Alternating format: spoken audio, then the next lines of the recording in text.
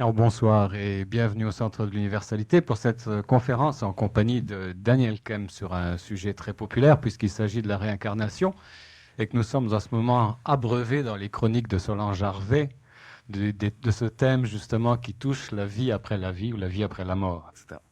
Alors, je vous fais quelques petites annonces avant que l'on reçoive Daniel Kemp. Je vous rappelle d'abord le spécial de la soirée, c'est-à-dire que si vous achetez ce soir à la pause le billet pour la prochaine conférence de Daniel Kemp, vous pourrez avoir l'une ou l'autre de ces cassettes sur la liste qui en comporte plus d'une centaine.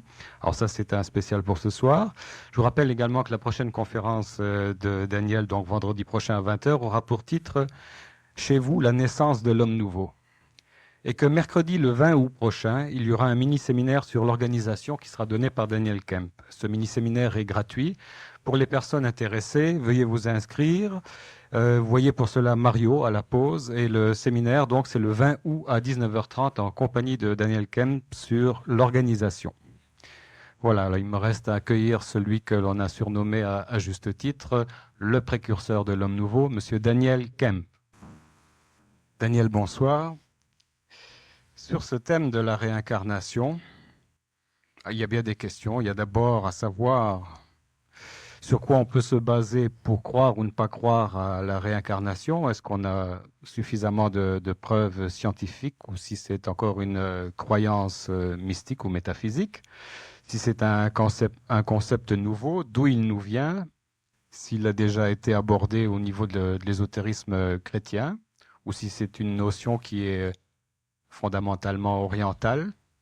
Il y a aussi, comme on a discuté tout à l'heure à table, un aspect peut-être plus poussé. Les gens se demandaient si, dans le fond, le concept de la réincarnation, c'était un concept qui visait simplement à amoindrir nos craintes de la mort, et si, dans le fond, ce n'était pas une façon de fuir une réalité, et si tout concept comme celui de la réincarnation empêchait en fait l'homme de faire véritablement face à la mort, d'en prendre conscience. Alors, on voudrait avoir ton avis là-dessus. Bon, alors évidemment, ça fait plusieurs questions.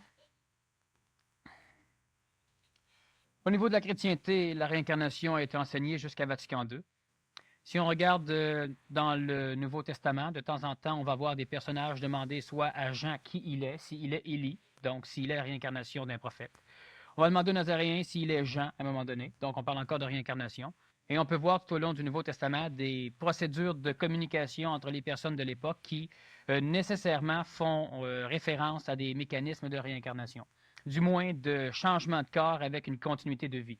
Il n'y a que très peu d'explications à travers les textes bibliques sur la Ça réincarnation. a Très peu. l'air tellement évident que tout ce qu'on fait, c'est es-tu un tel? C'est comme je te demande, est-ce que tu es Nostradamus? Alors tu me réponds non. Bon, c'est pas ça. Qui es-tu? Mais si je te pose la question, c'est déjà clair dans ma tête que la réincarnation existe. Donc, dans la Bible, ça a l'air tout à fait évident. Et c'est à partir de Vatican II qu'il faut croire que ce ne doit plus être enseigné. Est-ce qu'il y a une raison, d'après toi, pour ce changement de cap? Oui, sans doute parce que l'humain a une facilité à devenir paresseux et lorsqu'on lui dit que s'il manque sa vie, s'il n'est pas évolutif dans cette vie-ci, s'il n'est pas en relation avec les lois de son Église ou de son Dieu, eh bien, dans sa prochaine vie, il pourra se reprendre. Alors, évidemment, l'humain va donc essayer de jouir de la vie parce que, comme je l'ai expliqué, le danger des énergies, disons, évoluées ou intelligentes d'être terrestrifiées, c'est de prendre goût à la Terre. Alors, l'humain prenant goût à la Terre, il remettait toujours son évolution à une autre vie. Alors, c'est un peu la loi du moindre effort, puis ça a pour conséquence les résultats qu'on voit aux Indes Exactement. aujourd'hui. Donc, la réincarnation est un phénomène qui ne devait pas être enseigné, sauf que, n'étant pas enseigné, on devait le suppléer par un enseignement relatif à un ciel, relatif à un paradis, relatif à un nirvana, relatif à un samadhi, relatif à quelque chose, pour donner l'idée, pour donner une raison à l'humain plus ou moins conscient de son évolution, qu'il faisait cette vie pour quelque chose. Parce que lorsque l'humain prend conscience qu'il existe, donc qu'il est vivant, il prend automatiquement conscience de la mort. Tant que l'humain ne sait pas qu'il vit, il n'a pas peur de la mort. C'est comme les animaux, ils n'ont pas peur de la mort. Lorsqu'un éléphant est vieux, il quitte le troupeau, il s'en va s'écraser quelque part et il meurt en paix. Il n'a pas peur de la mort parce qu'il ne conscientise pas la vie. Mais lorsque l'animal ou lorsque l'humain conscientise la vie, automatiquement, il désire conserver la vie. Voulant conserver la vie, il désire ne pas mourir et là va naître la peur de la mort. Si la peur de la mort est que la mort est un gouffre, alors évidemment, il ne pourra pas vivre convenablement, c'est-à-dire qu'il n'aura même plus de fonction évolutive, ni aucune fonction expérientielle. Il va s'écraser et gémir le restant de sa vie. Alors c'est sur cette peur fondamentale de la mort que s'assoient toutes les religions et tous les Exactement. systèmes religieux. Oui, on n'a pas besoin de religion si on se fout de la mort. Par contre, lorsque l'être humain meurt, il se doit d'être. L'humain veut être là pour quelque chose. Il veut avoir une raison d'existence. Alors, si la raison d'existence, ce n'est pas une fonction cosmique, galactique, universelle ou super-universelle, ça doit être une fonction d'un créateur. Pour que l'humain ait une raison, l'humain a besoin d'être utile à quelque chose. Alors, entre eux, les humains ont besoin d'être utiles. Une mère a besoin de savoir qu'elle est utile. Les enfants, si on leur donne toujours l'impression qu'ils sont inutiles, finissent par ne plus goûter à la vie. C'est la même chose pour l'humain face à sa présence sur le plan planétaire. Alors, il va soit créer un créateur, soit découvrir un créateur, dépendant du point de vue où on est placé. Et l'humain aura automatiquement la découverte de la mort, c'est-à-dire qu'il verra qu'à un moment donné, la vie cesse. Maintenant, quand il découvre que la vie cesse, le problème, c'est qu'il ne découvre pas parce qu'il ne l'expérimente pas. Il ne sait pas si la conscience cesse, lorsque la vie cesse. Lorsque je parle de vie, évidemment, je parle de la vie du corps physique. Alors évidemment, l'humain qui est vivant découvre la mort chez le voisin, mais il ne sait pas si le voisin a encore la conscience de son être-té ou s'il ne l'a plus. Bref, est-ce qu'il a été désintégré dans sa conscience ou s'il est toujours là, conscient, sans corps physique, dans un monde parallèle, un monde des morts ou quoi que ce soit. Vu que l'humain ne peut pas expérimenter la mort sans mourir, et lorsqu'il meurt, il sait, mais il ne peut pas le dire, donc ceux qui restent vivants restent dans le même dilemme, ils ne savent pas plus. Si toi tu veux me le dire, il faudra que tu meurs. Si tu meurs, tu le sais, mais tu ne peux pas me le dire. Alors ça ne m'arrange pas, il faudra que je meure moi aussi. Mais étant donné que je ne sais pas si après la mort il y a quelque chose, je ne veux donc pas mourir. Tout le monde veut savoir s'il y a réincarnation ou non, ou s'il y a extrapolation de vie après la mort. Mais qui est prêt à mourir pour aller vérifier? Personne. Celui qui meurt, ce n'est pas pour vérifier, c'est parce qu'il n'a plus de goût à la vie. Alors la mort n'a plus de raison, la mort ne lui fait plus peur. L'humain qui se suicide est un humain qui, non pas qu'il n'a plus peur de la mort, on ne se suicide pas lorsqu'on n'a plus peur de la mort, on se suicide lorsqu'on n'a plus d'attrait pour la vie. Parce que c'est la vie qui fait que nous avons peur de la mort. Mais lorsqu'on n'a plus d'attrait pour la vie, eh bien on ne veut plus vivre. Et la mort, on s'en fout, alors on se tue, on se suicide. Que ce soit un paradis, que ce soit n'importe quel phénomène de ce genre, l'intellect de l'humain finit par, ou la science de l'humain, la science cartésienne de l'humain finit par essayer d'intelligencer le paradis. Alors on essaie de voir au microscope ce que peut être le paradis. On essaie d'analyser, on essaie de ranimer des personnes, alors on interroge les personnes qui sont apparemment mortes et qui reviennent. Et il nous parle d'un monde, mais il ne nous parle pas de paradis. Il nous parle d'un monde de lumière, il nous parle de guides de lumière, il nous parle de personnages qu'ils ont connus, il nous parle de chaleur, il nous parle de choses épeurantes et de choses béatifiantes. Mais n'importe quel humain qui ne meurt pas, qui ne vit pas cette expérience de la presque mort, peut aussi voir, peut imaginer dans son rêve, comme dans son vécu, comme avec la drogue, ce même genre de monde. Alors, ce n'est pas parce qu'une personne est réanimée 3 jours après que ce qu'elle a vu devient scientifique, même si, disons, qu'une certaine partie de la science l'a accrédité comme étant scientifique, parce qu'en fin de compte, tu peux imaginer la même chose, tout en restant vivant. Moi, je peux me coucher et dire, eh bien oui, j'étais dans un monde, je peux le rêver, et je peux le croire. Mais est-ce que ça veut dire que c'était un monde typiquement créé par ma psychologie, ou c'était un monde avec lequel je peux avoir un contact dans mon sommeil ou dans l'état de transpiration spirituelle quand je suis dans la lune ou quand je meurs. Ça ne veut rien dire. Tu demandais si la réincarnation était maintenant reconnue scientifiquement. C'est extrêmement compliqué de reconnaître une mécanique qui ne fait pas partie du monde de la matière. Vu que l'instrumentation scientifique est une instrumentation matérielle, la matière ne peut pas connaître les choses qui ne sont pas matérielles. Alors, c'est pourquoi l'humain, même si on regarde un électroencéphalogramme d'un cerveau d'humain, on ne peut pas savoir s'il est intelligent ou non. On ne peut pas savoir, on peut dire, tiens, il pense. On peut dire que neuroniquement, il y a un mécanisme électrique. Mais est-ce qu'on peut savoir à quoi il pense? Non. Alors, s'il dit, je pensais à une carotte, scientifiquement, on peut dire, c'est faux. Tu ne pensais pas. Prouve-moi scientifiquement que tu penses. C'est pas scientifiquement prouvable que l'homme pense. Mais étant donné que tout le monde pense, alors évidemment, on se dit, on n'a pas besoin de preuves scientifiques. Merde, tout le monde pense. Oui.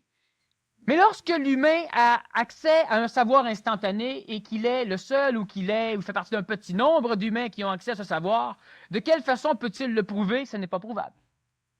Alors, il peut répondre à des questions que personne ne peut répondre, mais encore là, ces réponses ne sont que des théories ou des concepts ou des spéculations pour le monde qui écoute. Donc, il n'y a pas de preuves scientifiques et la science n'est pas capable de prouver la réincarnation, comme elle n'est pas capable de prouver. À un moment donné, la science va être capable atomiquement d'entrevoir des mécanismes qui pourraient permettre d'expliquer des mécanismes, disons, des phénomènes réincarnatifs, comme on peut expliquer l'atome, même si on n'a jamais vu l'atome. Par analogie. Par analogie, exactement. Donc, ce sera des théories un peu comme on a fait avec tout ce qui regarde l'atomicité de notre matière, avec le poids de l'atome et avec tous ces genres de barèmes théoriques. Les physiciens comme Jean Charron, Lanius de Princeton, qui font des travaux là-dessus, qui eux arrivent à des preuves scientifiques, mais par analogie aussi. Exactement. Comme quand on a En découvert étudiant Pluton, l'atome. on a découvert Pluton, pourquoi? On l'a découvert mathématiquement. Comment diable, mathématiquement, sur un papier, tu peux découvrir une planète? Personne ne l'a vue. Personne ne sait où elle est. Et la mathématique dit que oui, elle existe. Bon, alors évidemment, tout le monde rit. Et à un moment donné, un télescope se braque vers une partie de notre espace et découvre une planète. Et qui va maintenant porter le nom de Pluton parce qu'effectivement, mathématiquement, elle se trouve à l'endroit où elle devait être. Mais on ne l'avait jamais vue. Un peu comme la Kabbale, qui est la mathématique qui permet de calculer Dieu.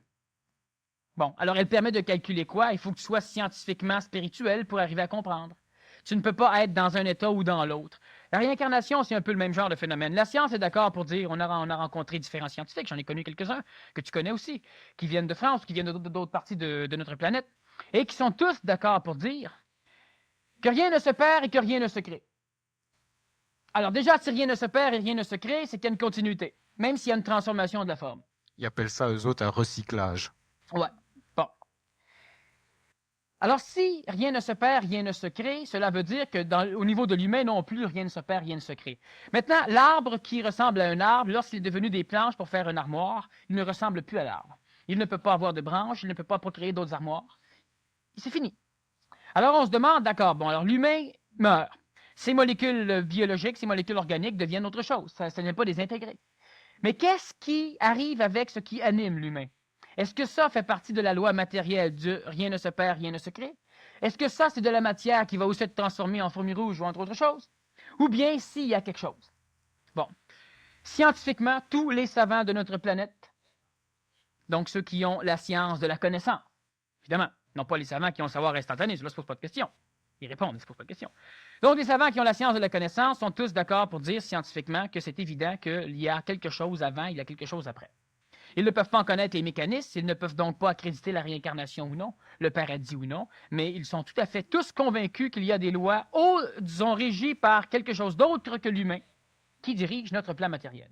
Ils ne sont pas tous prêts à appeler cette loi ou cette intelligence directionnelle Dieu.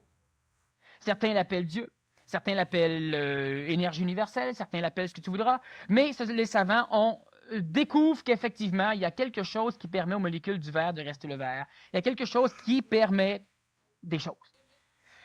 Parce que le savant découvre la graine, découvre qu'en la plantant, il pousse du blé, il ne connaît pas tout à fait la science de la germination. Il voit biologiquement ce qui se passe et il dit que ce sont des lois qui régissent cela. Mais il ne connaît pas l'instigateur des lois. Il ne connaît pas non plus le paramétreur des lois. Pourquoi la loi ne change pas? Alors, on sait très bien que lorsqu'on boit de l'eau, ça ôte la soif. Pourquoi avons-nous besoin d'eau? Ah, parce que le corps est fait d'eau. Mais pourquoi le corps ne serait-il pas fait d'autre chose que de l'eau? Il y a des différentes choses qui finissent par exactement, je parle du vieillissement, bon, on se coupe. Alors, il y a des cellules qui ont comme fonction, pourquoi elles ont comme fonction de faire des cicatrices? Les cellules cicatricielles, le tissu cicatriciel. Pourquoi? Ben, c'est comme ça que ça marche. Toute notre science, elle peut dire ceci. C'est comme ça que ça marche. Le soleil fait ceci, il fait cela, il y a les photons, il y a les ultraviolets qui viennent amener des cancers de peau, qui viennent permettre, disons, la transformation du CO2 en oxygène et en sucre par les plantes. Pourquoi? C'est comme ça que ça se passe. Bon, alors la science, elle est tous d'accord pour dire c'est comme ça que ça se passe. Pourquoi il faut tant de kilos de kérosène pour pouvoir envoyer propulser une fusée dans l'espace? Parce que la force de gravité, on peut la calculer, on peut faire ceci, on peut faire cela, on peut faire cela, on peut faire cela, et ça marche. Mais qu'est-ce qu'elle fout, la science? Qu'est-ce qu'elle vaut, la science? Elle ne connaît que le principe actif, mais elle ne connaît pas le principe causal. Et la science est d'accord pour dire qu'il y a une cause, mais elle ne connaît pas la cause. Bon. Alors, scientifiquement, la réincarnation, elle est admise par la spiritualité des scientifiques, mais elle ne peut pas être admise par la technologie des scientifiques. D'accord? Bon. Pourquoi Vatican II? Pourquoi avons-nous, à un moment donné, Vatican II n'a pas dit que la réincarnation n'existait pas, il a demandé à ses prêtres, il a ordonné plutôt à ses prêtres de cesser de l'enseigner. On n'en parle plus. Un peu comme à un moment donné, on a cessé d'exorciser. Est-ce que le diable n'existe plus parce qu'on n'exorcise plus? Parce que les prêtres maintenant ont peur de parler du diable? Ça n'a rien à foutre, mais il y a des mécanismes qui, à un moment donné, animaient l'évolution spirituelle des humains et qui, après un certain temps, ne l'animent plus. Bon, ce sont des transformations, d'accord. Mais est-ce que ça veut dire que ça n'existe plus parce qu'on n'en parle plus? Il faut faire attention. En Orient, surtout, la réincarnation est un mécanisme tel qu'on la connaît, disons, au niveau publicitaire. C'est une forme qui nous vient de l'Orient. Les Japonais croyaient à la réincarnation. Les Vikings croyaient évidemment à la réincarnation. Mais surtout les Japonais, les Chinois, les Hindous. Ceux-là, surtout, évidemment, si on regarde l'antique Égypte, on parle énormément de réincarnation aussi. Mais prenons d'où vient le concept de la réincarnation qui nous anime aujourd'hui. Ça vient de l'Orient. Lorsque l'humain vit bien dans une vie, il se réincarne bien dans l'autre vie. Lorsque l'humain vit mal dans une vie, il se réincarne mal dans l'autre vie. Qu'est-ce qui détermine le principe de la réincarnation? C'est le karma. Ce que tu fais, tu auras à le payer. Là, je ne dis pas ce que moi je pense, je dis ce que l'Orient pense. Et maintenant, ce que l'Occident accepte. Alors, cela veut dire que si, et en Orient, on a toujours exprimé la réincarnation de cette façon, si tu es un riche et que tu n'aides pas les pauvres, dans ta prochaine vie, tu vas naître pauvre. Pour pouvoir souffrir, payer et apprendre que tu aurais dû aider. Mais il se trouve qu'on a 80 riches pour 800 millions de pauvres. Alors, les 800 millions de pauvres devraient donc tous naître riches dans la prochaine vie, et on aurait 800 millions de riches et 80 pauvres. Mais ça ne se passe pas comme ça. Alors, malgré que ça ne se passe pas comme ça, on continue à enseigner le principe karmique de la réincarnation. Et il faut bien comprendre que la réincarnation n'est à peu près pas karmique. Elle est karmique, mais elle n'est pas individuellement karmique. Autre chose. Lorsque tu meurs, tu reviens. Pourquoi tu ne te rappelles pas de ta vie antérieure? C'est la question que la science demande à l'Orient. C'est beau la réincarnation, c'est un principe, c'est une théorie qui se peut. Autant que ça se peut qu'il n'y ait plus rien, autant que ça se peut qu'il y ait le ciel, autant que... Mais on ne le sait pas. Donc, on accepte des théories. Si on veut attaquer le ciel, on pose des questions. Et s'il n'y a pas de réponse donnée, on pense que la théorie n'est pas valable. Et c'est valable de penser comme ça. Mais maintenant, si on attaque la réincarnation, il faut aussi poser des questions. Pourquoi, si tu te réincarnes, tu ne te rappelles pas de tes vies antérieures? Alors, là, l'Orient va répondre. Bon, parce que si tu as été, par exemple, à un moment donné dans ta vie antérieure, tu as tué quelqu'un en passant dessus avec un cheval parce que tu avais bu et ta diligence ou ta carriole, tu ne la maniais plus, tu as tué quelqu'un. En tuant cette personne, toi, tu es tombé et tu t'es tué. Te réincarnant, tu dois maintenant apprendre les leçons, donc payer ce que tu as fait. Alors, il ne faut pas que tu te rappelles ce que tu as fait parce que tu vas contourner tes leçons. Et c'est la réponse de l'Orient au fait pourquoi vous ne vous rappelez pas.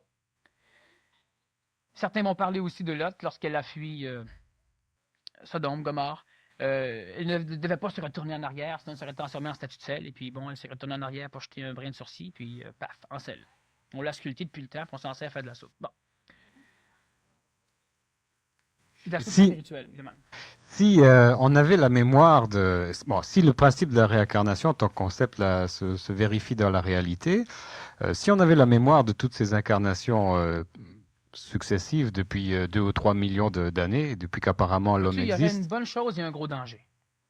On n'aurait plus d'individualité ou de personnalité, on ne saurait plus qui on est, on serait totalement mêlé. Ça, c'est une partie du grand danger. Et l'autre partie, c'est que ça confirmerait la réincarnation. Si c'est une bonne chose, on serait sûr qu'on se réincarne. Et alors là, on pourrait dire, bon, ben là, on va foirer aujourd'hui. Maintenant, je sais que je me réincarne. Hein? Fait pourquoi évoluer maintenant? Jouissons de l'électronique.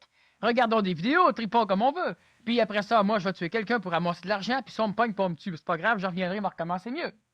Hein? M'a réussir à faire un vol sans manquer mon coup. Alors, l'humain aurait même plus de respect de l'utilité de la vie. Alors moi, je rentre dans une banque, je descends tout le monde, je prends l'argent. De toute façon, le monde, j'ai pas tué, ils vont se réincarner. Ça change quoi? Bon, ils vont simplement naître ailleurs. Puis moi, si je sors pas on me tue, ben, je m'en fous. Je vais faire un aide, puis je recommence un vol de banque. Alors, en fin de compte, pourquoi disons, l'Orient répond à ça? Et effectivement, on ne se rappelle pas de nos réincarnations. Mais ce n'est pas pour ça.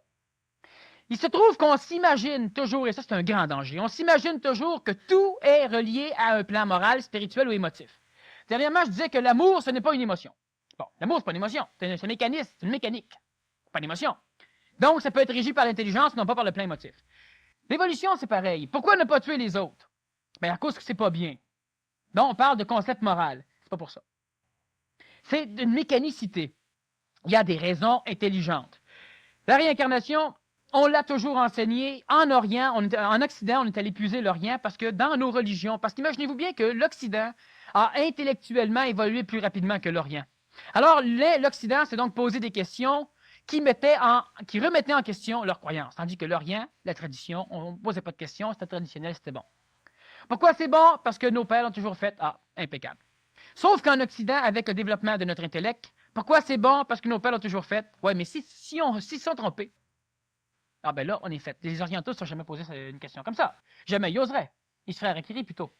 Tandis qu'ici, on se la pose. On se la pose et à un moment donné, on tripe sur ce qu'on pose comme question. Mais on découvre qu'en posant cette question, il nous faut des réponses parce que notre trip, il ne dure pas longtemps. Alors, lentement, devient altérable nos concepts religieux. Lentement, on finit par se dire, et ça, les personnes qui ont été en Orient, les Occidentaux qui ont été en Orient et qui ont ramené la réincarnation ont pu commencer à attaquer le concept même du ciel en disant ceci. Si Dieu est parfait et juste, pourquoi n'es-tu handicapé? Pourquoi naissez-vous malade? Pourquoi naissez-vous ceci? Pourquoi naissez-vous riche ou pauvre? Où est la justice de Dieu? Il y a la réincarnation et le karma. Là, ça explique tout. Dieu nous a tous fait égales et parce qu'on a tous fait des conneries différentes, de maintenant, nous tous rendus différents. Alors, ça a accrédité la réincarnation au niveau du concept occidental.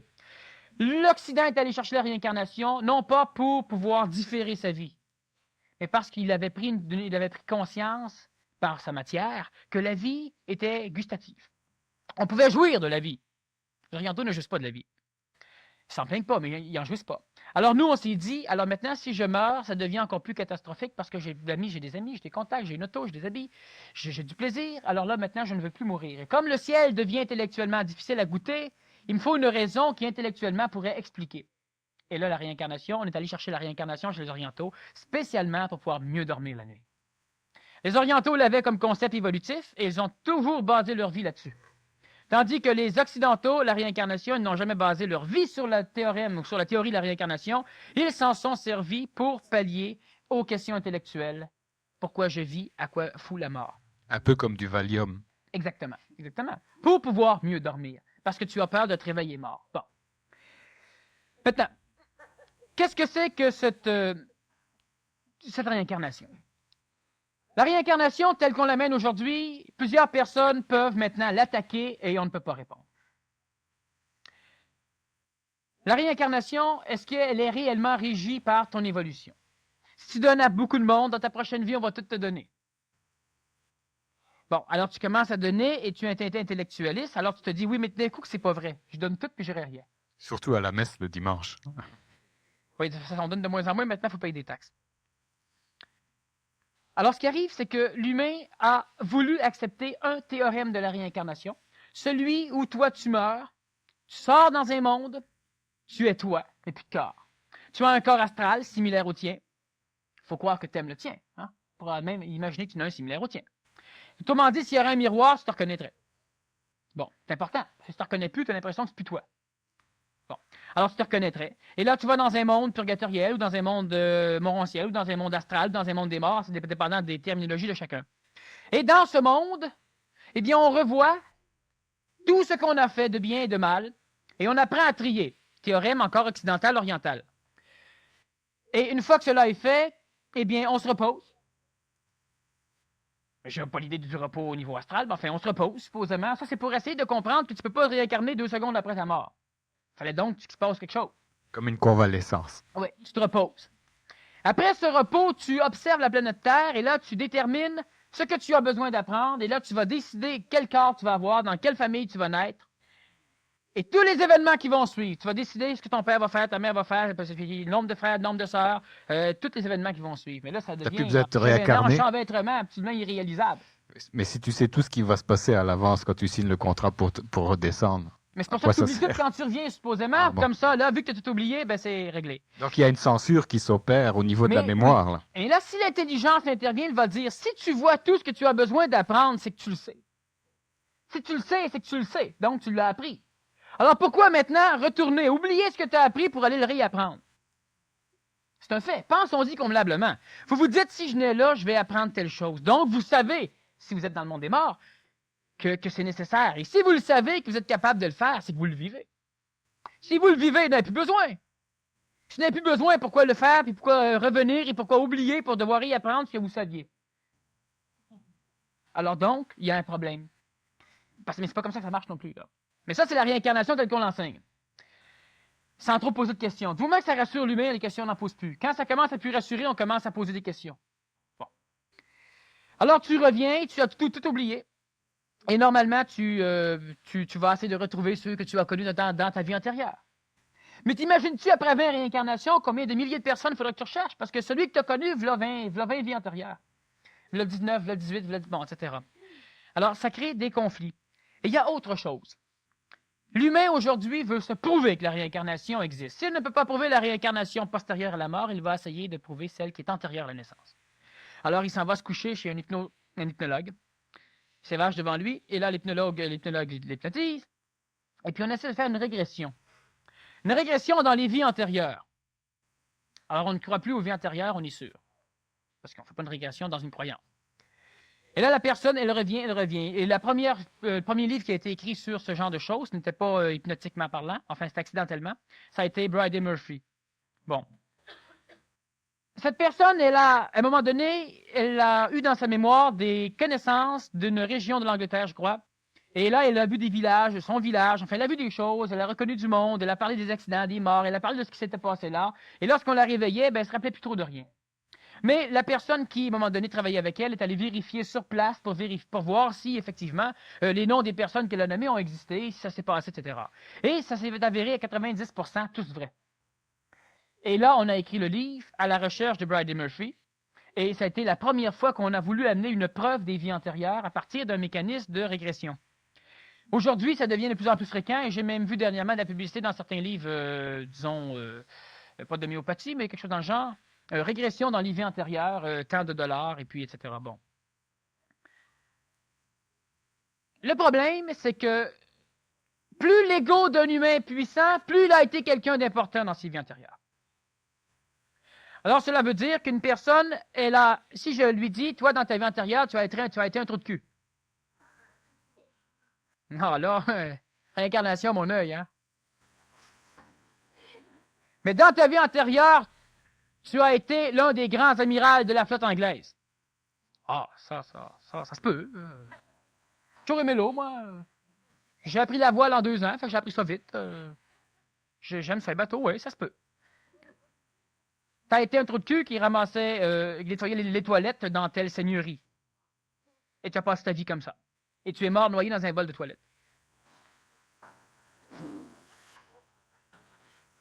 Tu sais, franchement, le gars qui m'a hypnotisé, là, il vaut rien.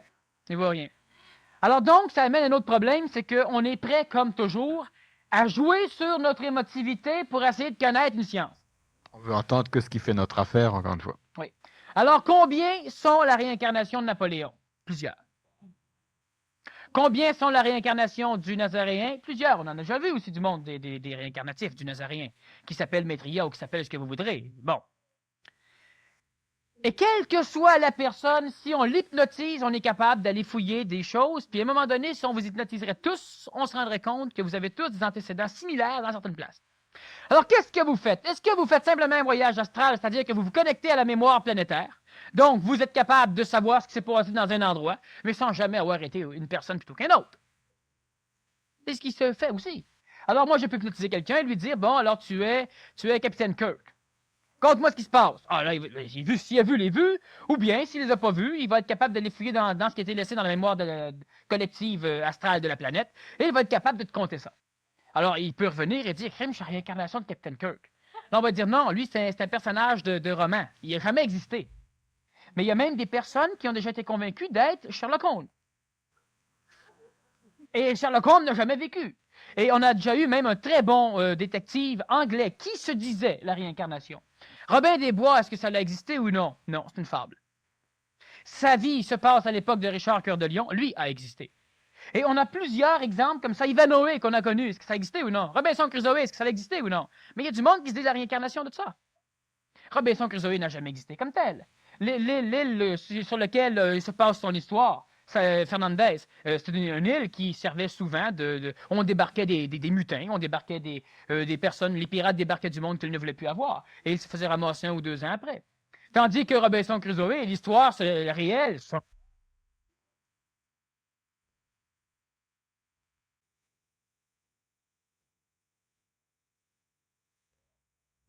Et le gars qui l'a rescapé, un bonhomme sur le bateau qui l'a rescapé, Daniel Defoe, a imaginé l'histoire de Robinson Crusoe, sauf qu'il l'a placé sur l'île San Fernandez.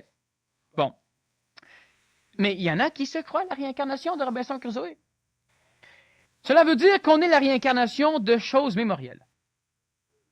Ça, c'est scientifiquement, on peut au moins amener ça. Tout le monde peut être la réincarnation de ce qu'il veut dans le passé. L'humain a besoin d'avoir été quelque chose pour pouvoir dire, moi j'ai été un tel, donc quand je vais mourir, je vais encore savoir qui je suis. Le problème, c'est que la réincarnation ne se fait absolument pas telle qu'on l'a enseigné. Et chaque fois que moi j'en parle dans mes séminaires, il y a des personnes qui pleurent, il y a des personnes qui grimpent sur les tables, des personnes qui veulent sortir, des personnes qui veulent me rentrer dedans. Pourquoi? Parce que si c'est pas le ciel, c'est la terre. N'est-ce pas? Après la mort. Si on ne va pas quelque part dans un autre monde, on revient sur la planète Terre. Il y a une nouvelle mode qui dit que c'est plus le ciel, c'est pas la Terre, c'est notre planète. Mais ça revient au même. Alors, ou bien on revient matérialisé dans un corps sur un contexte terrestre, planétaire, disons, si c'est la Terre ou une autre planète, on s'en fout. Ou bien on reste dans un monde où on est assis à la droite du Père, et comme disait Yvon Deschamps, la droite du Père, c'est où quand le Père est tout partout? Alors évidemment, il faut chercher. Cela veut dire que l'être humain essaie simplement de se sécuriser. Et lorsque moi je décide de faire une conférence, la réincarnation, ce n'est pas pour sécuriser l'humain. Ce n'est pas pour lui faire peur. C'est pour parler de ce qui se passe. Bon. Maintenant, qu'on me demande, tu dis parler de ce qui se passe, mais c'est aussi une théorie. Bien évidemment, c'est une théorie pour ceux qui vont écouter, ce n'est pas nécessairement une théorie pour celui qui parle. Bon, la réincarnation, telle qu'elle se vit et telle qu'elle peut être scientifiquement éprouvée, telle qu'elle peut être... On peut essayer d'agresser ce théorème sur la réincarnation avec n'importe quel genre de questions et on va se rendre compte qu'il n'y a pas de questions qui ne peuvent être répondues par ce que vous pourriez appeler une nouvelle théorie sur la réincarnation. Parce que ce n'est pas une théorie sur la réincarnation dans le temps présent. L'humain ne s'est jamais réincarné tel qu'il a toujours cru ou tel qu'il a toujours voulu. C'est-à-dire que lorsqu'un humain meurt, il ne se réincarne jamais comme il a été lorsqu'il est mort. Lorsque Napoléon est mort,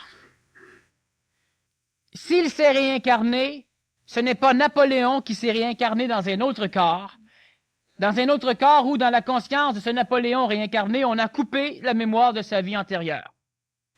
Parce qu'il faut bien comprendre que si Napoléon se serait incarné dans un autre corps, sans sa mémoire de la vie antérieure, il aurait la même psychologie. C'est-à-dire qu'il serait devenu un autre chef. Ça va de soi. Si vous restez tel que vous êtes et que vous oubliez ce que vous avez fait, ça ne vous empêchera pas d'être ce que vous êtes. Le gars qui est colérique, qui se réincarne, il va être autant colérique, il ne se rappellera plus ce qu'il a fait, il va rester ce qu'il est. S'il ne reste pas ce qu'il est, c'est que ce n'est pas lui qui se réincarne. Du moins, ce n'est pas lui intégralement qui se réincarne. Si c'est pas lui intégralement qui se réincarne, c'est qui ou c'est quoi? Jules César, s'il s'est réincarné, serait resté un chef. Même s'il a oublié ses armées et ses troupes, il serait resté un chef. Alors certains vont dire, Philippe de Macédoine avait un défaut à une main. Napoléon avait un défaut à une main. Alors Philippe de Macédoine, l'un des grands conquérants, se serait réincarné dans Napoléon. Et il est aussi resté un chef. Sauf que Napoléon n'avait rien dans sa psychologie de ce que Philippe de Macédoine avait. Il n'avait pas la même sagesse, il n'avait pas le même désir de conquérance pour les mêmes choses, ils étaient tout à fait différents, à part peut-être la main. Alors si vous vous regardez chacun, tous ceux qui ont les mêmes yeux, c'est que vous êtes la même réincarnation. C'est pas à cause qu'un a une main manipulée, disons, déformée, et que l'autre avait une main déformée que c'est la réincarnation. Mais ça, on essaye d'amener des choses comme ça. Si moi, je suis une personne qui adore jouer, je joue de l'argent. Si je meurs et que je me réincarne, j'oublie que je jouais. Mais je suis moi. Si je suis moi, je vais encore aimer jouer. Et il se trouve que c'est pas ça qui se passe. Parce que tous les imbéciles de l'Antiquité, tous les massacreurs, tous les tyrans majeurs de l'Antiquité ont tendance à disparaître. L'humain change. Mais l'humain change beaucoup plus de par sa naissance que de par sa vie. Alors l'humain, s'il se réincarne, il ne se réincarne pas intégralement. Ce que vous êtes aujourd'hui, vous ne l'avez jamais été dans vos vies antérieures. Et lorsqu'on fait une régression dans les vies antérieures, on découvre que vous avez été une personne, une autre, et on peut s'amuser. Mais ce qui est intéressant de savoir, c'est que si on hypnotise une autre personne sur la planète, il se trouve qu'il peut avoir été de temps en temps les mêmes personnages que vous. Autrement dit, si j'hypnotise quelqu'un ici, il peut, à un moment donné, avoir une connotation, avoir été un Chinois relativement important, intéressant, qui a été disciple de Lao Tzu. Et j'hypnotise une autre personne à Vancouver, et elle aussi, elle a été la même personne que vous. Alors, on va dire, alors il y a une coloration astrale, ou ben non, il y a quelqu'un qui est télépathe, ou ben non, absolument pas. Il est fortement possible que vous, ainsi que l'autre, soyez la réincarnation d'un personnage. Et comme je l'ai dit souvent en conférence, lorsque je ne faisais que contourner la réincarnation, à chaque décennie, on a des naissances qui sont similaires. Et l'exemple que je donne le plus fréquent, c'est le plus facile à comprendre, c'est qu'à un moment donné, on a une personne, un enfant qui a 3 ans, joue comme Mozart. Et on en a 12 autres, dont 3 aux États-Unis, 2 en URSS, 1 en Angleterre, 4 en Allemagne. Il y aurait donc 12 réincarnations de Mozart en même temps. Et c'est un fait, il y a 12 réincarnations de Mozart en même temps. Alors Mozart se réincarnerait dans 12 individus, mais les 12 individus sont différents entre eux. Cela veut dire que le Mozart de l'Allemagne n'a pas du tout la même psychologie, la même conscience que le Mozart américain. Et pas de par leur éducation, de par leur nature. Ils seront 2 personnages différents, et les 12 Mozart seront différents. L'un sera pacifique, l'un sera spirituel, l'autre sera inventeur. Un va jouer du piano à merveille, il va s'écœurer de jouer du piano, il voudra être mécanicien. L'autre va être un guerrier. Et l'un va être musicien. Alors ces Mozart ne jouent pas comme Mozart, c'est-à-dire ne vivront pas comme Mozart.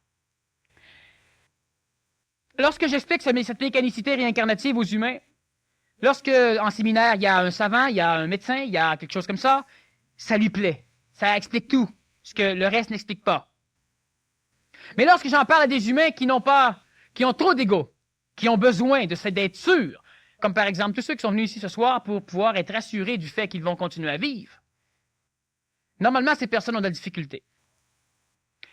Il est bien évident que l'humain continue à vivre, sauf que l'humain ne continue pas à vivre comme il vit, comme il est, ou comme il a été. Et ça devient impressionnant, ça devient perturbant chez l'humain normal, chez l'homme ancien, pour la simple raison que celui-ci veut être lui tout le temps. Et c'est pourquoi il a peur de la mort. Il a même peur de l'évolution. C'est donc plutôt l'expérience qui se réincarnerait plutôt que l'identité de la personne. C'est exactement ça. C'est chiant, mais c'est... Cette expérience-là, elle peut être fractionnée dans différents véhicules. Oui.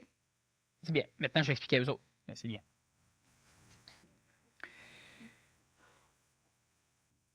Bon.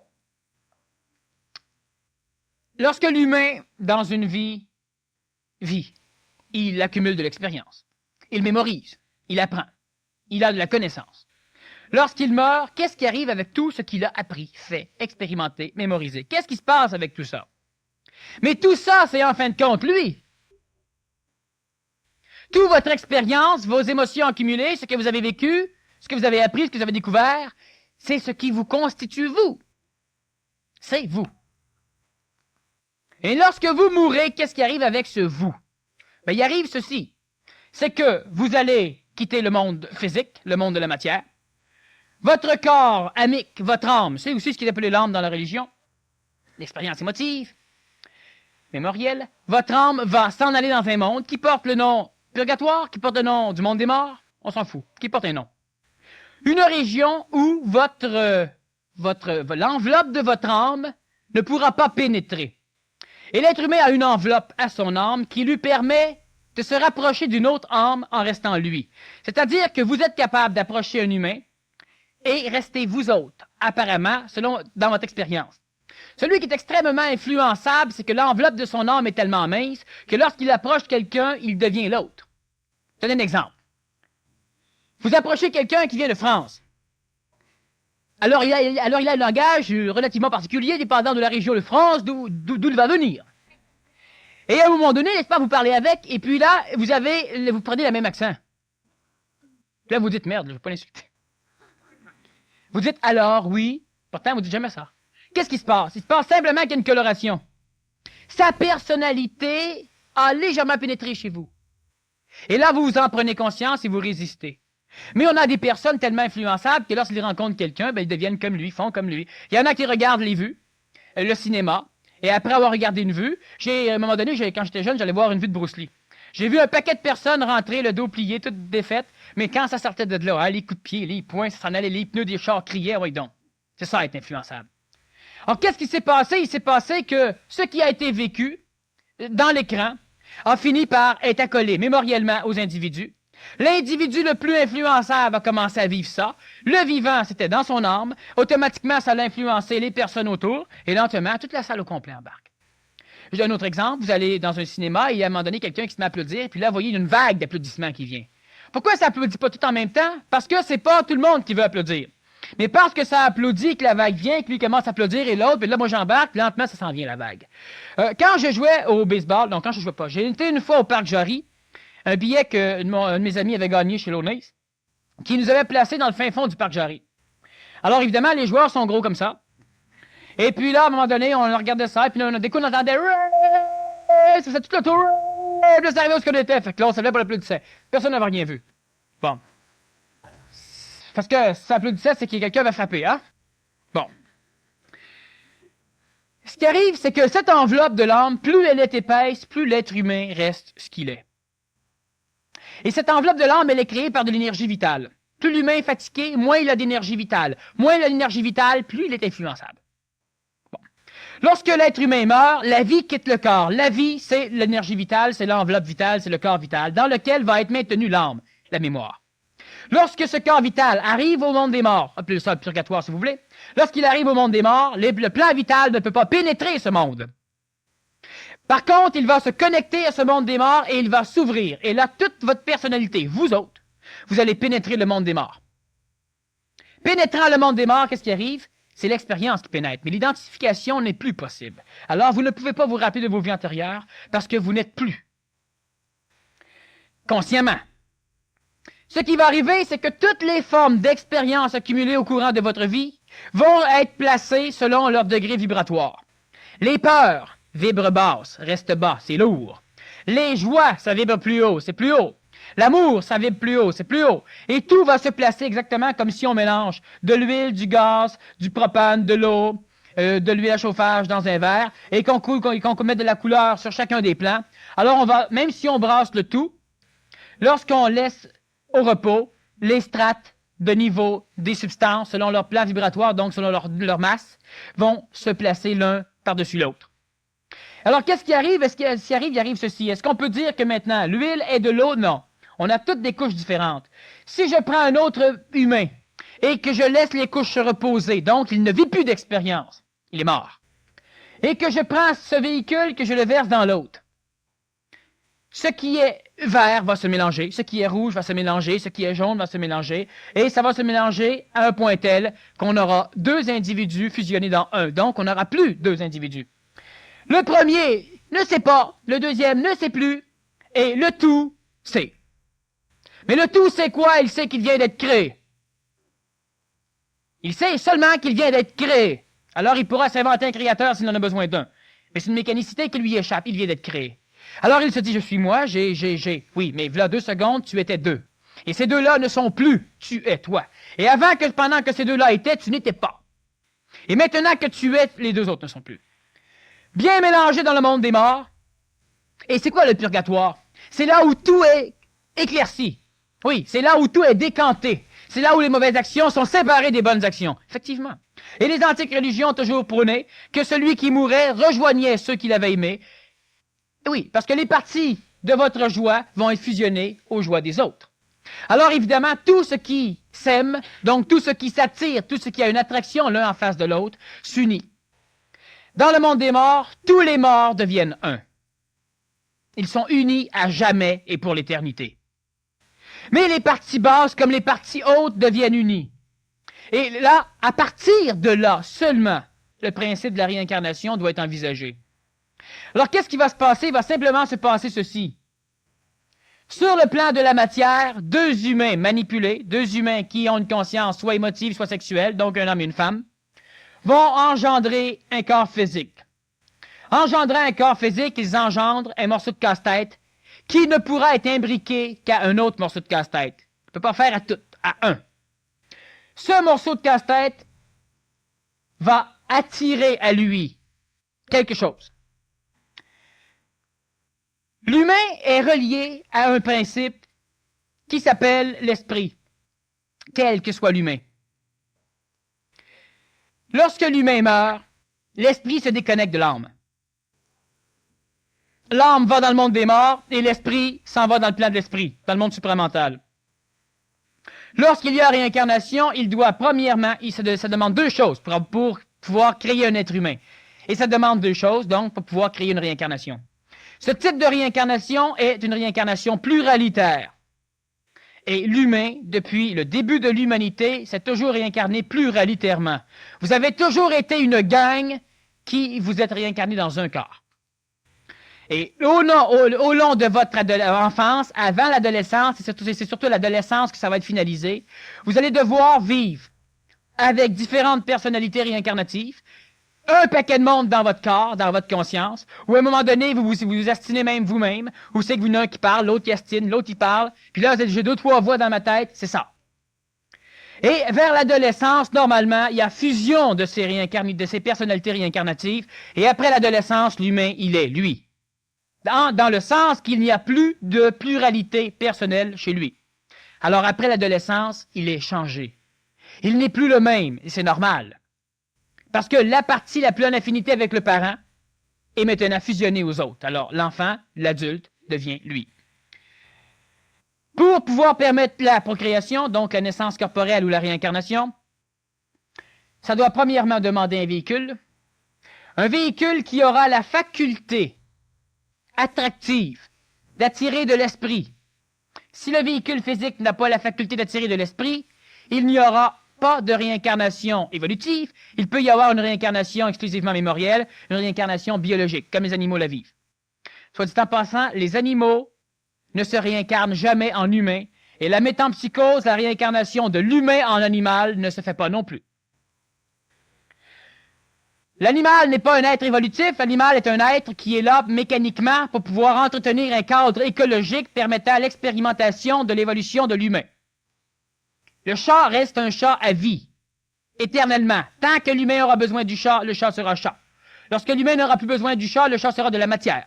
Et lorsque l'humain sera capable d'amener la matière à une divinité lumineuse, le chat ne sera toujours pas là.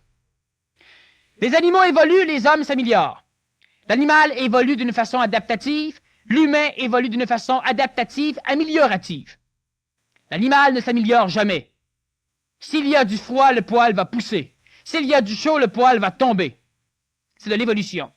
Si l'animal vit toujours dans un contexte humide, il y a des pattes palmées qui vont apparaître. C'est une évolution adaptative, mais elle n'est pas améliorative. L'animal ne devient jamais amélioré. L'animal ne s'entraîne pas. L'animal reste ce qu'il est. Les chevaux, depuis des milliers d'années, à partir de l'Icus, à partir d'avant ça de l'Éohippus, à partir de la préhistoire, le cheval s'est adapté. Ses pattes, ses doigts, ont lentement été transformés en sabots, parce que c'était adapté à sa démarche, au sol sur lequel il allait, au fait qu'il ne montait plus dans les arbres, au fait qu'il n'attrapait plus d'animaux, au fait etc. Bref, tous les herbivores, la grande majorité sont devenus des animaux qui avaient des sabots. C'est adaptatif, ce n'est pas amélioré. L'animal n'est pas plus amélioré pour autant, il est adapté. Et le cheval, l'écus, celui qu'on connaît, est resté le même, parce qu'il n'y a pas de mutation géologique, il n'y a pas de transformation planétaire, alors l'animal ne s'adapte plus, il reste ce qu'il est. Tandis que l'humain, non seulement peut s'adapter, mais l'humain s'améliore. C'est-à-dire que l'humain est rendu à un point où il adapte l'extérieur, il crée des choses, il crée des événements. Il adapte l'extérieur. Seul l'humain est évolutif. Les animaux ne le sont pas et ne se réincarnent pas. Lorsque le corps est créé, lorsque le corps a eu la faculté d'attirer de l'esprit, et l'esprit, vous ne connaissez pas encore ce que c'est, la grande majorité d'entre vous, parce que l'esprit, c'est de l'intelligence. Et lorsque je disais dernièrement que l'être humain n'était pas intelligent, que l'être humain était intellectuant, que l'être humain, regardez c'est quoi l'intelligence, c'est que vu que l'être humain a besoin de penser, vu que l'être humain ne sait pas si l'eau est potable ou non, ben c'est pas intelligent d'être comme ça. Alors l'humain est obligé d'expérimenter, de goûter, d'analyser, et là il saura. C'est de l'intellectuance, c'est relié à ses mémoires. L'esprit, c'est de l'intelligence. L'esprit, ça sait, ça n'a pas besoin de connaître. On n'expérimente rien. Lorsqu'il y a de l'esprit qui peut être attiré par ce corps, automatiquement l'esprit descend dans le corps. Le problème, c'est qu'autour du plan planétaire, il existe le ciel. Et l'esprit n'est pas dans le ciel. L'esprit est dans les cieux, et pas dans le ciel. Lorsque l'esprit est attiré par le corps physique, il descend. Dans sa descente, il s'entoure de tout ce qu'il va rencontrer dans sa descente vers le corps physique. Alors il amène avec lui une âme. Il amifie le corps, tandis que lui, l'esprit est terrestrifié. Il devient dense, matériel, assujetti aux lois évolutives expérientielles de notre planète Terre. Il est donc terrestrifié. Il est grounded, terrestrifié. Lorsque le corps vient au monde, la personnalité réincarnative, donc les personnalités, pardon, sont là et vont tout faire pour se réidentifier à un tout. Alors l'enfant va tendre à l'adolescence. L'enfant va tendre à devenir un. L'enfant va apprendre à dire « je ». L'enfant va apprendre à dire « moi ». L'enfant va devenir lui. Et toute cette constitution égoïque, amique, va aller à l'encontre de la personnalisation ou à l'encontre de la descente identificatrice, actionnelle de l'esprit. Cela veut dire que lorsque l'humain évolue vers l'adolescence, il lutte contre l'esprit. Lorsque l'humain devient adolescent, il croit avoir gagné contre l'esprit.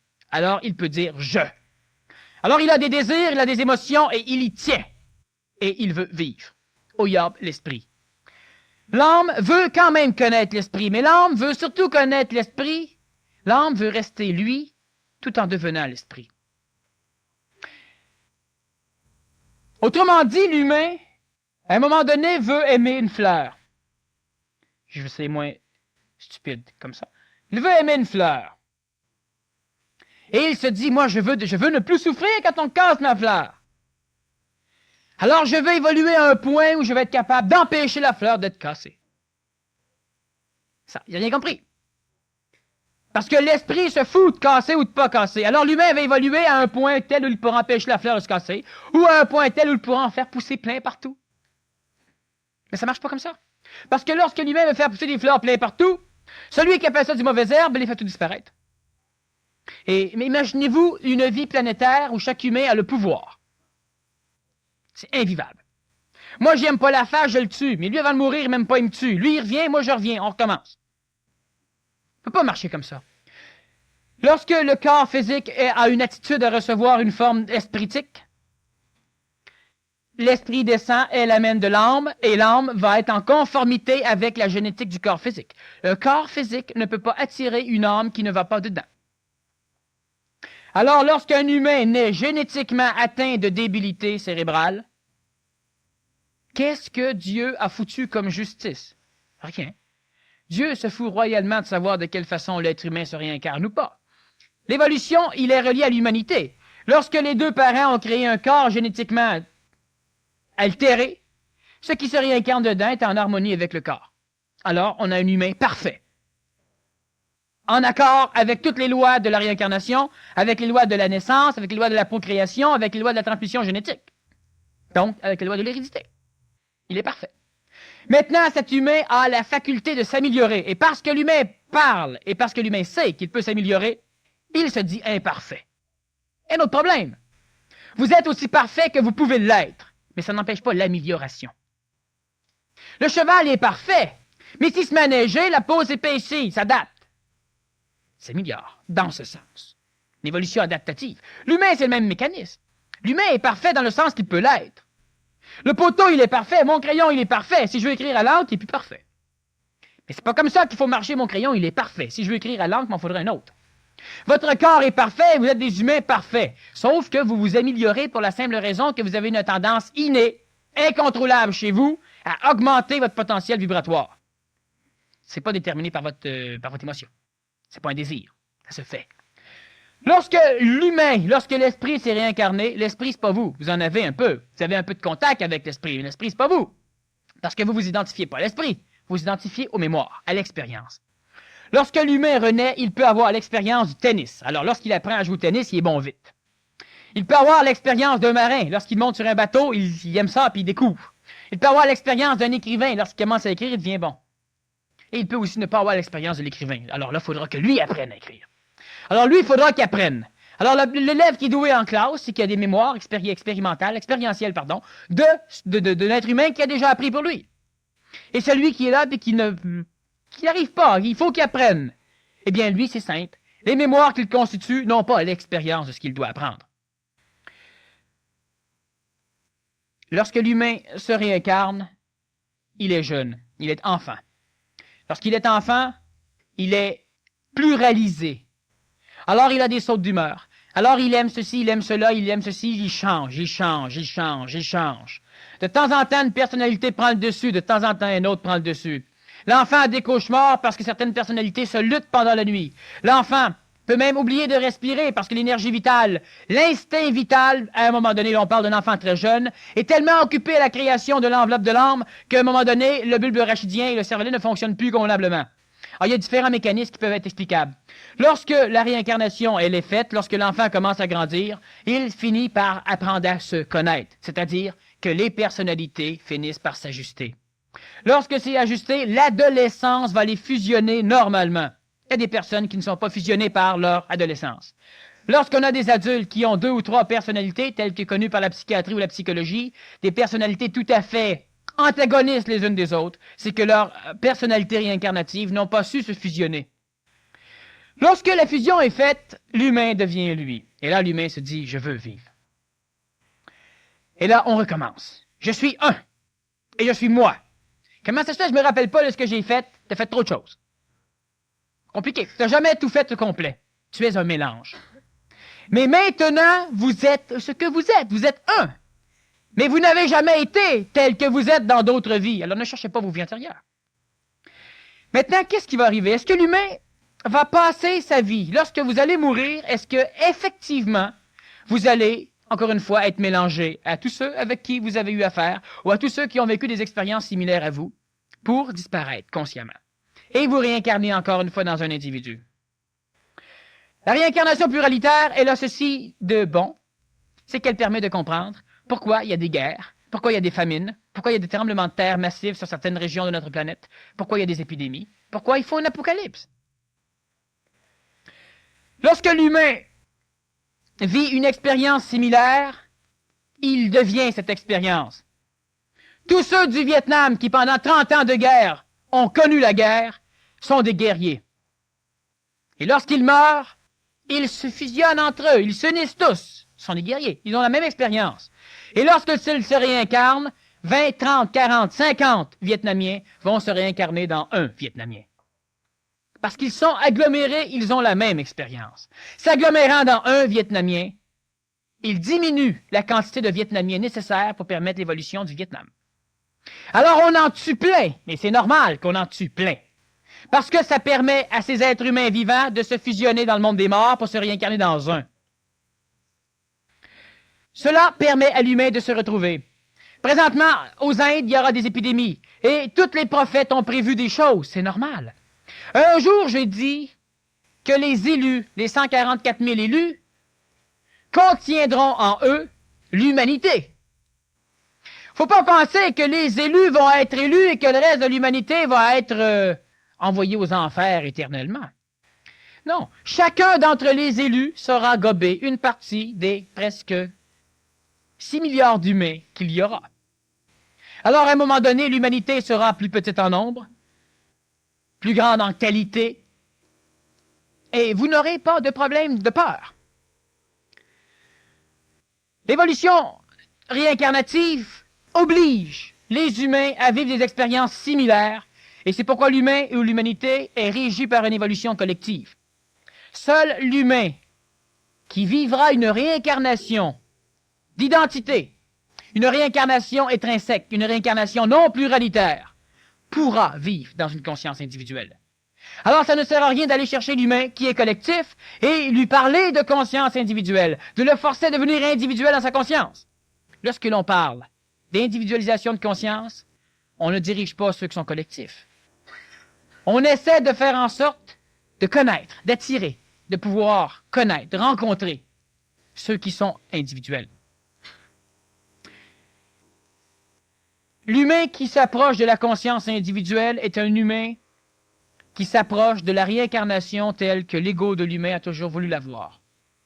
Tant que l'humain est collectif, il se réincarne collectivement, pluralitairement. Lorsque l'humain devient individuel, à sa mort, lorsqu'il va se réincarner, il se rappellera de ses vies antérieures et il sera le même qu'à la mort. Et ça, c'est fondamental à comprendre.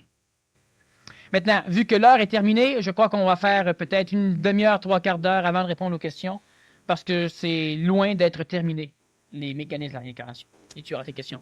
Merci beaucoup, Daniel. Alors, si vous avez des questions, préparez.